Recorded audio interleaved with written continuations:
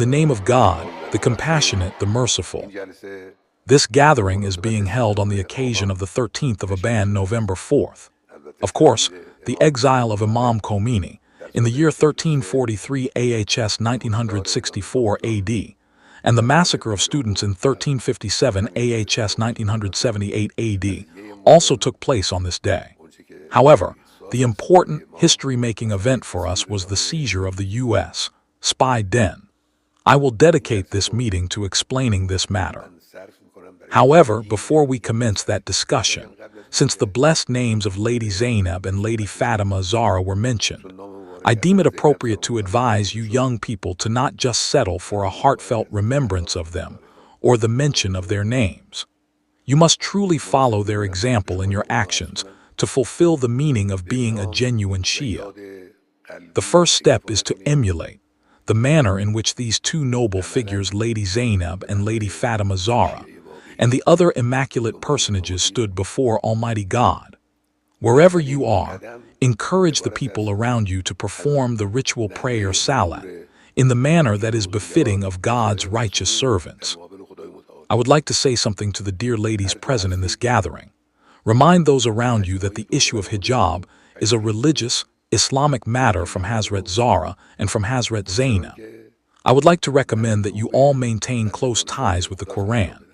I have said this repeatedly that one should read the Quran every day, even if it's just half a page from any part of the Quran. Open the Quran and read half a page, read one page, or read as much as you are inclined to and want to read. Maintain your connection with spirituality. In these turbulent times, our youth can truly say, "Down with the USA," when they are strong internally, in terms of their religiosity, their beliefs, and their trust in Almighty God and His power. A young person can stand against the might, power, and menacing threats of the pharaohs of our time when their heart is with God, and they are connected to God. Keep this up. This assembly of young people who are gathered here, several thousand young people, if all of you and the country's youth pay attention to this point, I believe we will achieve greater, better progress in our worldly affairs, in the management of our country, and in confronting our enemies. As for the 13th of Aban, the event that took place on the 13th of Aban and the seizure of the U.S. Embassy by students can be viewed from two perspectives. One, the perspective of history. Two, the perspective of identity. This is an event that happened, and what we want to do is to correctly understand and comprehend this event. From a historical perspective, there is no doubt that in our country's future, this day will be a day of honor and victory for the nation. There is no doubt about that. It's the day our youth dared to confront a power that the politicians of the world feared. Those youth showed courage, they weren't afraid, and they stormed that embassy based on a rationale, for a certain reason, and for a cause which I will explain. It's a day of honor.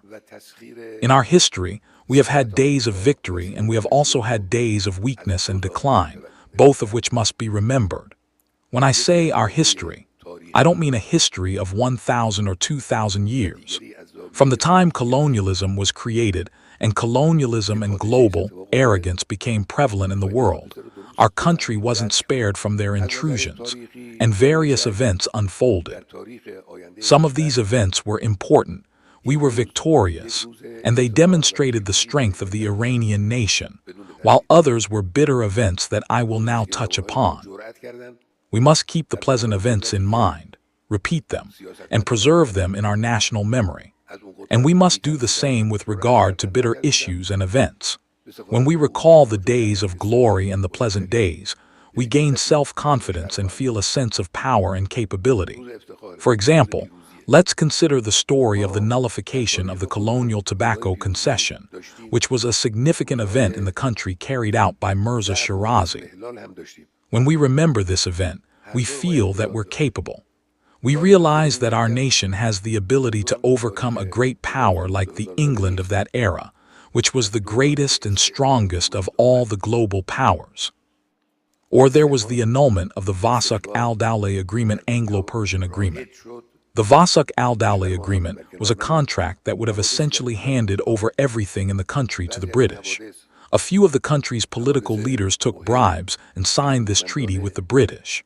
The late Syed Hassan Madars and his companions worked hard to nullify it. Well, the day this treaty was annulled is a pleasant day because they nullified the plans of the British. So, inscribing these days into the national memory is an essential task. Now, you may not be fully familiar with these events. You, my dear young people, may not precisely know the details of the Vasak al-Dawla event or the story about the tobacco prohibition decree by Mirza Shirazi. I strongly recommend that student groups, school groups, Basij groups, and book club circles sit down, study these matters, discuss them, and learn what happened in the country. This is what I strongly urge every one of you to do. Well, we've said that we must keep a record of peak events, the pleasant events, events of progress and victory for the reasons mentioned. We must also remember the bitter events and not forget them. Why? So that we can be careful to prevent those events from recurring in our lives. What are some examples of such bitter events? The coup d'etat that took place in the year 1299 AHS 1921 AD by Reza Khan. A coup was carried out. That is, the British orchestrated a coup in Iran using Reza Khan. After 3 or 4 years, that coup led to the Pahlavi monarchy and the following atrocities, hardships, unparalleled despotism and dictatorship in the country, and foreign domination over the country. Well, that was a bitter day. We must be mindful of this, remember it, know it, and understand what happened that day and what preparations were made that led to that outcome. We must also record and preserve those events. From a historical viewpoint, the 13th of Aban is such a day. The 13th of Aban is the day our students went and seized the U.S. Embassy. It's one of those days that must remain in our history and our national memory. It must not be forgotten, and all our people should know about it. Fortunately, sources of information are available in the country, and many of the details pertaining to that day can be read about and learned from various books, including those written specifically about that event. That was concerning the historical aspect. But with regard to identity, this is far more important. The seizure of the U.S. Embassy clarified the true identity of the United States government. It also revealed and showed the true, intrinsic identity of the Islamic movement and the Islamic Revolution. This is the impact of this event on our nation's identity. Of course, we Iranians were already familiar with the U.S.'s inherently arrogant nature. It wasn't the case that we didn't know what the U.S. was doing. I will explain this later. But this event, the seizure of the U.S. Embassy, clarified the situation even further for us. I want you, our dear youth, to grasp the depth of this matter and pay close attention. Let me first define arrogance istikbar. What does arrogance mean? When we say global arrogance, what does arrogance mean? The word istikbar is a word from the Quran. It's used in the Quran. According to what people have counted and have told me, the word istikbar and its derivatives have been repeated about 50 times in the Quran. Istikbar means self-exaltation or conceit. That is the definition of it. It means a government, a person, or a group possesses a sense of self-perceived superiority. Of course, this is a terrible characteristic to have, but it doesn't necessarily lead to enmity. The first arrogant being was Satan. When Almighty God said he was going to create Adam, Satan said, "I'm better than Adam. I won't prostrate to Adam," and consequently, God's curse came upon him for eternity. Istikbar means self-exaltation, but this self-perceived superiority is of two kinds. One is when a person or a government considers itself to be superior to others but doesn't interfere with them. This still isn't a good characteristic. Arrogance is bad. Conceit isn't a good thing, but it doesn't create enmity or hostility. It's simply a bad trait to have. However, there may be a time when a government, a person, a group, or an aggressor considers itself to be superior to others and grants itself the right to push others around, to encroach upon the vital interests of others, and to dictate terms to others. Arrogance in this form is bad. A government, for instance, It was the British government in one era, and it's the U.S. today grants itself the right to establish, for example, 10 military bases in a certain country that lacks a strong government or an aware populace, to create facilities for itself, to take their oil, to seize their interests, and to plunder their underground resources. This is istikbar.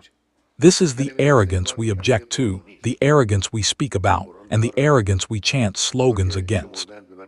So our country was faced with the arrogance of the U.S. government. Before World War II, the U.S. government wasn't one that meddled in the affairs of others.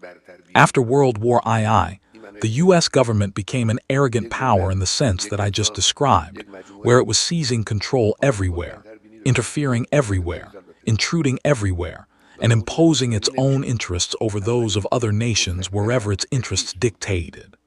They would use any means necessary. Sometimes this was done with anger and scowls, sometimes with a smile, sometimes with force, and sometimes using bribery.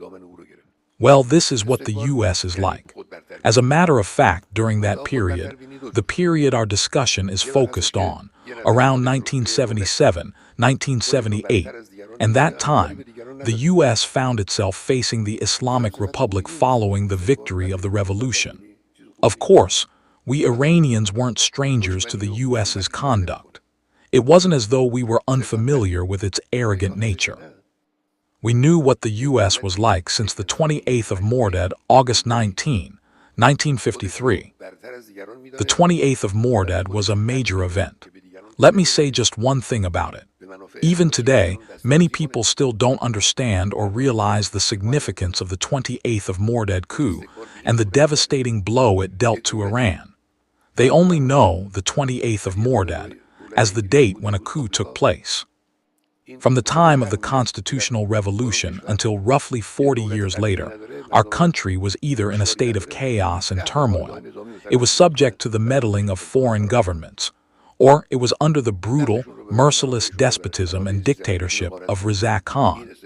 This lasted for about 42 years, which means the Iranian nation lived in such a state for several decades. Around 1949 or 1950, certain events unfolded in the country. By God's grace, a national government was formed for the first time in the country, the government of Mossadegh. It was a national government. A national government was formed that stood up to the British. Britain at the time was in effect the ruler of the world. It was more superior, stronger, and bigger than all the other powers. The country's oil was being given to the British almost for free. It was taken back from them, and using the language of that time, it was nationalized. This means that it was brought under the control of our own government, and a national government was established in Iran. During the 3 years from 1950 to 1953, the conspiracies of the British and their allies brought immense pressure on this government in order to overthrow it. Mossadegh was naive and made an unwitting mistake.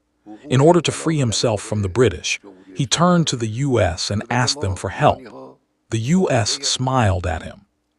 Of course, there was the precedent of Truman's Point 4 program, and there were other similar policies too, which led him to believe that the United States would support him. The U.S. smiled at Mossadegh, but behind his back, they took advantage of Mossadegh's oversight and inattention. They colluded with the British, they orchestrated a coup, and they overthrew the national government that had been formed in the country after 40 years. They then brought back the Shah, who had fled the country. This was a severe blow to the Iranian nation. The meaning of the 28th of Mordad is precisely this. It means that a government elected by the people, which did not want to be at the disposal of Britain and foreign colonialism, and wanted to be a national government, was toppled and destroyed by the U.S. through their use of all sorts of tricks. The U.S. dealt a heavy blow to the Iranian people. This is what happened on the 28th of Mordad. From that moment on, the Iranian nation came to know the U.S. It knew what a dangerous entity the U.S. was for the country Iran. So we have known the U.S. since the 28th of Mordad. It wasn't something new to us. What I want to say is that after the coup took place, they brought the fugitive Mohammad Reza back to the country, and for 25 years that hard-hearted, tough, oppressive dictator ruled the people. During all of that time, the United States stood by Mohammad Reza and supported him. The U.S. was a source of assurance for him. Now, this true enemy of the Iranian nation has an embassy here, this true enemy of the Iranian nation. When the revolution took place, the Americans were the first to oppose it. The U.S. Senate passed a resolution against the Iranian nation and against the revolution. Soon afterward, they allowed Mohammad Reza entry into the United States. They housed him in a hospital under the pretext of medical treatment, but their political and security agencies maintained contact with him. The Iranian nation realized this, and the people were furious. Demonstrations against the U.S. erupted in the streets. Why? Because the people sensed that the events that had taken place on the 28th of Mordad were about to be repeated, and that taking Mohammad Reza to the U.S. was a prelude to bringing him back to Iran, using the various methods the Americans have. The people became furious. They took to the streets and staged demonstrations. A part of these demonstrations was the movement of the university students who entered the embassy and seized it. However, they didn't intend to stay in the embassy. It's important for everyone to understand this. The students weren't planning on staying inside the embassy. They only wanted the world to see the Iranian nation's fury over the U.S. granting entry to the Shah. That was all. Their intention was to go, stay for 2 or 3 days, and then come out. This was the students' intention. But after they went inside the embassy, they discovered documents there showing that the matter was much graver than they had initially thought. This wasn't just about a resolution passed by the U.S. Senate. The U.S. Embassy was a center for conspiracy, plotting, and strategizing to sabotage the revolution. In other words, they, the U.S., were busy conspiring to implement their plans. The embassy was no longer an embassy. Well, all embassies have centers of information. They gather information about the country where the embassy is located. They collect the data and send it to their own country. There is nothing wrong with that. This wasn't the case with the U.S. Embassy. The problem with the U.S. Embassy was that it was a place for conspiring against the revolution. They would meet people, provoke people, create organizations, use any remnants of dissatisfaction remaining from the former regime, and if possible, they would rally the army to take action against the revolution. The students understood this. When they realized this, they stayed in the embassy. Now for one to question, why did they take over the embassy? And to say that our problem with the U.S. arose from that point is an inaccurate statement in my view. First, our problem with the U.S. didn't begin with the event that took place on the 13th of Aban, November 4, 1979. It began on the 28th of Mordad, August 19, 1953. The Iranian nation's opposition to the U.S. dates back to that time. Second, the 13th of Aban actually signified the discovery of a plot and a great danger to the revolution. The students discovered this. God bless them. They were able to gather the documents. With great difficulty, they pieced together the documents that had been put through the shredding machine and were able to realize what had been going on inside the embassy. The U.S. couldn't tolerate the revolution because the revolution had ripped a sweet morsel right out of the U.S.'s throat. Iran had been an unparalleled prize that was in the possession of the U.S. Iran was entirely under the domination and power of the U.S. The U.S. took Iran's oil. They plundered its underground resources. They seized its facilities and its money, and they sold whatever goods they wanted to Iran at whatever price they pleased. This was what the situation had been like, and then this was taken away from the U.S. The Islamic Revolution stood up against the U.S. They, the U.S., weren't willing to easily give up. Therefore, the plots began. From the very beginning of the revolution, the United States began its provocations against the Iranian nation. They were against the Iranian nation. They weren't just against the Islamic Republic. They were against the Iranian nation. The U.S. started by severing relations. The severance of ties was first started by the U.S. Then it started imposing sanctions, which were followed by various other actions one after another. Truly, anyone who knows, who remembers, and doesn't forget What the U.S. has done over the years realizes the truth of Imam Khomeini's statement, "Let out all your shouts on the U.S." The U.S.'s enmity toward Iran wasn't just a verbal enmity. It wasn't just a matter of sanctions. Their enmity was shown with their actions. The U.S. conspired against the Islamic Republic as much as they could and as far as they could. They helped the inherent enemies of the Islamic Republic as much as they could, and they harmed the interests of the Iranian nation wherever they were able to inflict damage. The arrogant nature of the U.S. wasn't compatible with the independence-seeking nature of the revolution. This is what I want to emphasize. The conflict between the Islamic Republic and the U.S. isn't a difference in tactics. It isn't an incidental disagreement. It's an inherent difference. If they have the chance, the U.S. will shoot down an Iranian passenger plane with 300 passengers to fall into the sea. If they have the chance, they will compel someone like Saddam Hussein to attack Iran and will provide him with all kinds of support. If they have the chance, they will launch a direct attack on the country. If they have the chance, they will carry out all sorts of activities using propaganda against the Islamic Republic. If they have the chance, they will do anything they can. This is the state of affairs concerning the confrontation and encounter between the Islamic Republic and the U.S. Some people distort history when writing it. They attribute the conflict between the Islamic Republic and the U.S. to your chance of down with the USA. They're being naive. It's foolish to think that simply because a nation chants down with the USA, its enemy would become this antagonistic for that reason alone. No. The Down with the USA slogan isn't a matter of such gravity that the U.S. would oppose, confront, and challenge Iran solely because of that. The issue is a matter of an inherent conflict, an inherent incompatibility. It's a clash of interests between two currents, the U.S. and the Islamic Republic. Some people ask, all right, we haven't surrendered to the U.S., but does that mean we'll never have relations with them? Are we going to oppose the U.S. forever? The answer to that question is as follows. First, the U.S.'s arrogant nature accepts nothing other than submission. This is something that all the U.S. presidents have wanted. They just didn't state this openly. But the current U.S. president has stated this. He said Iran must surrender. He essentially gave this matter away. He exposed the U.S.'s inner nature.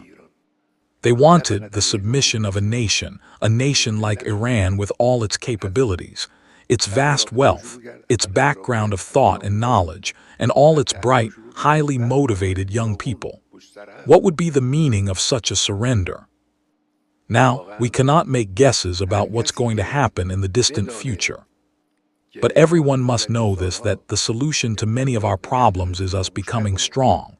We must make the country strong. The government must carry out its work in its various sectors with strength. The military forces must carry out their duties with strength. The youth must pursue their education and scientific advancements with strength. If the country becomes strong and the enemy senses that confronting this powerful nation will bring no profit but only loss, then the country will definitely become immune. There's no doubt about that. Military strength is essential, scientific strength is essential, and good management of the country is essential. These things must be carried out. The strong motivation of you, the youth, is also essential. So don't lose this motivation. Don't lose this spirit. The U.S. sometimes, but not always, says that it's willing to cooperate with Iran. Cooperation with Iran isn't compatible with cooperating and helping the accursed Zionist regime. The accursed Zionist regime, with this situation that it has created, and the entire world has witnessed, understood, and condemned, is being assisted by the U.S. The U.S. is backing it. They're supporting it. Given this situation, cooperation with Iran is meaningless and unacceptable. Yes, if they were to completely stop supporting the Zionist regime, remove their military bases from this area, and stop interfering in the region, these matters could potentially be reviewed. This isn't something foreseeable for now, nor for the near future. What I wish to tell you, dear young people, is the following. First, you must increase your knowledge, familiarity, and awareness of the country's fundamental political issues pertaining to the past, present, and future. You must truly analyze these circles of knowledge that I mentioned and analyze our country's past and the events that have taken place. Where have we suffered losses? Where have we achieved gains? Where have we shown weakness? Where have we exhibited strength? And what have the consequences of each of these experiences been? In addition, scientific advancements must continue in the country. A few years ago, our momentum in making scientific advancements was very good, but it has slowed down somewhat. I want to tell the officials of our universities, our researchers, and our students that they mustn't allow scientific progress to decline. The rapid speed of this progress is essential for us. The country must move forward in science. The country must also advance militarily, and by God's grace, our military personnel are working diligently day and night. God willing, we will make even further advancements.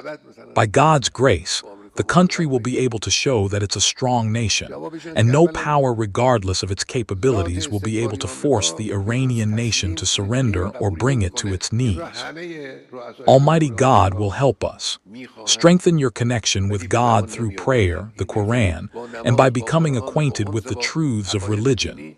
Get help from divine assistance and create a better future for yourselves and for the nation, God willing. May God's greetings, mercy, and blessings be upon you.